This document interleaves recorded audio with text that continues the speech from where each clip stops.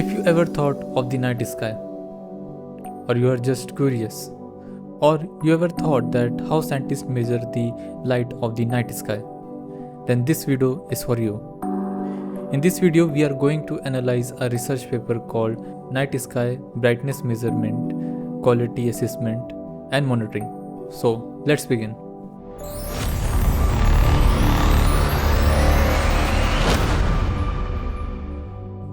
When it is about night sky, the first thing to discuss is about what is light pollution.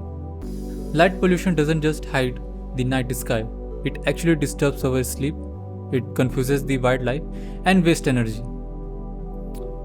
Especially for astronomers, any extra light in the sky, it means most of the valuable information will be wasted coming from the stars or galaxies. So let's see how do we actually calculate the total amount of light on the sky. Even on the darkest night, the sky is not completely black.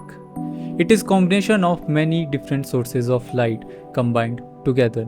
The equation you see on the screen, where B of sky represents the total brightness of the night sky. Alpha is the direction we look in the sky.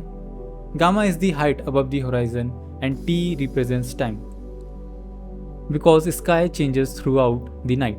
Each B of I represents a single source of light, which account for lights of the stars, galaxies, and the city lights as well. In a natural sky, these faint natural sources create a delicate glow while still allowing thousands of stars to remain visible.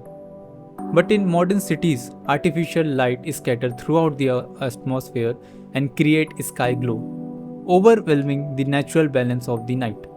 As a human-made light increases, the universe slowly fades behind a brighter artificial sky.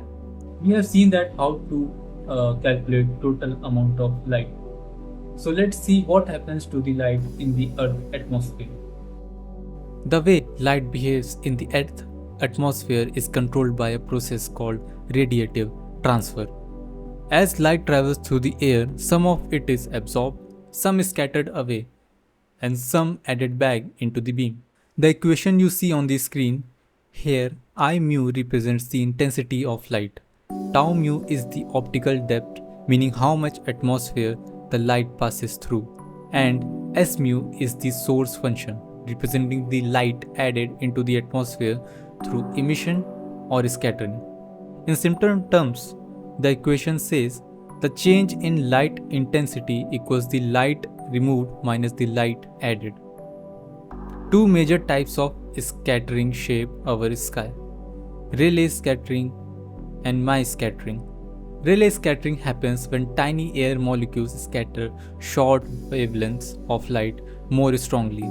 This is why the daytime sky appears blue and why distant cities' light often create a bluish glow. Mie scattering happens due to larger particle like dust, smoke, and pollution.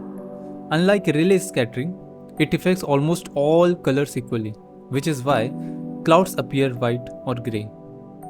In cities, pollution and aerosols increase Mie scattering, causing artificial light to spread across the atmosphere and create sky glow.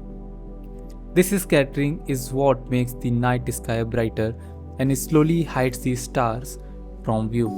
Now we have equations and understanding of terms. So after that comes how sensing and monitoring is happened. Night sky brightness is measured using different types of sensing systems, depending on how they are deployed and operated. Some sensors work autonomously, meaning they run continuously without human involvement. These devices are placed in weather-proof enclosures, powered independently, and often connected to networks. They either store data internally or send it to remote server for analysis. However, long-term exposure to sunlight can slowly degrade their accuracy due to component aging and UV damage. Other systems are attendant monitors, which require human involvement for setup or maintenance.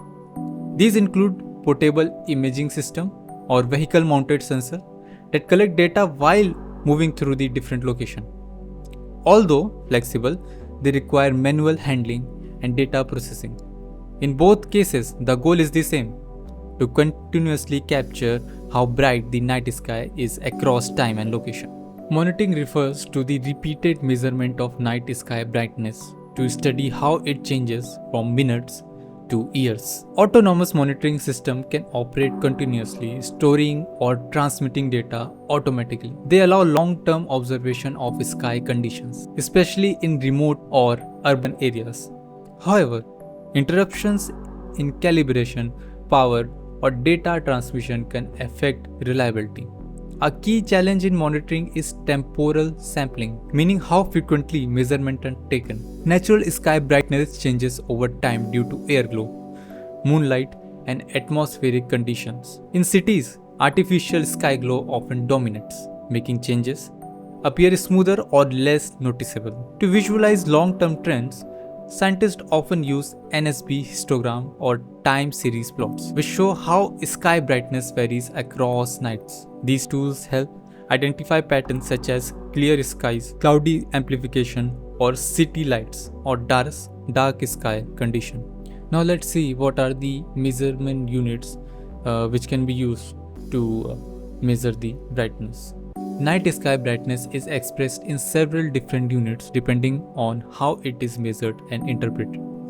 On the screen you can see some of the common units included, like candela per square meter. It's a direct physical measure of brightness. Magnitude per square arc second, widely used in astronomy and logarithmic scale. Lambert, it's an older photometric unit. Night sky unit, NSU in short, normalized reference for natural sky brightness.